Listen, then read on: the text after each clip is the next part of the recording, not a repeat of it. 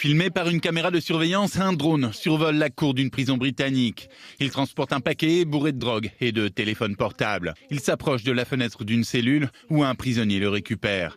Enquête ouverte par le parquet de Paris dimanche pour apologie de terrorisme et assassinat après la diffusion d'une vidéo de Daesh, on vous en parlait ce week-end, dans laquelle on voit 2 enfants bourreaux assassiner des membres de l'armée syrienne. Tout aussi gai, le titre du Figaro qui s'attarde sur le sort réservé au président de la République.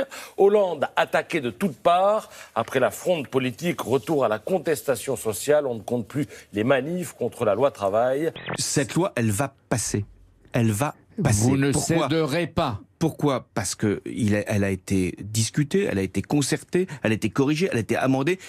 Je ne céderai pas parce qu'il y a eu trop de gouvernements. Je ne vais pas prendre la liste, y compris de ceux qui font quelques critiques en ce moment. Il y a eu trop de gouvernements qui ont cédé, et d'où l'état du pays que j'ai trouvé en 2012. Un président sûr de lui et ferme sur ses positions. Alors que grèves et manifestations contre la loi El Khomri perturbent le pays, François Hollande le répète. Ça va effectivement mieux pour la France.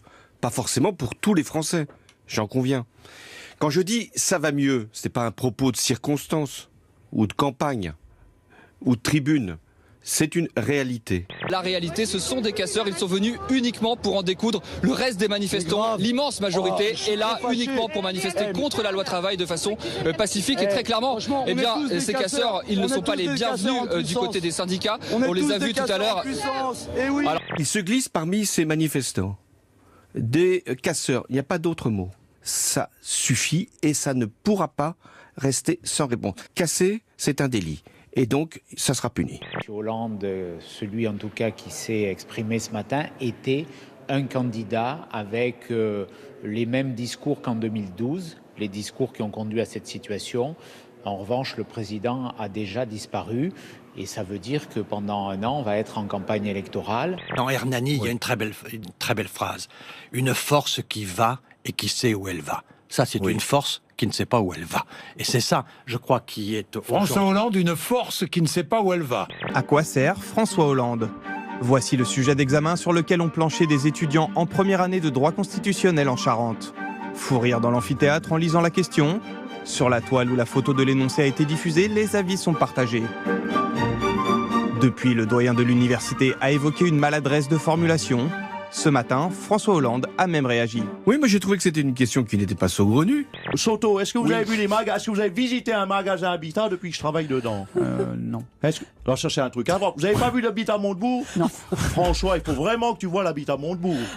Vraiment, c'est un truc à voir. Écoute, le gars Soto, oula, il y a un blanc là. J'ai dérapé, je sens que ça a dérapé. Elles se retrouvent 5 jours après leur révélation sur Denis Baupin. Après avoir brisé l'omerta, chacune se dit un peu sonnée, un peu groggy. C'est très dur, c'est pas du tout anodin, ça n'a jamais existé ce qu'on a fait, nulle part. Alors elles expliquent qu'elles ne se tairont plus, mais pourquoi se sont-elles tues ? Parce que voilà, elles voulaient pouvoir mener leur carrière sans froisser personne, sans se mettre personne à dos, c'est ça la réalité. Vous trouvez cela partout et pas seulement dans le milieu politique, où on a tendance à laisser croire que franchement on est dans l'abus de pouvoir en permanence, ce qui n'est pas le cas. Je pense que la gauloiserie fait partie de l'identité française.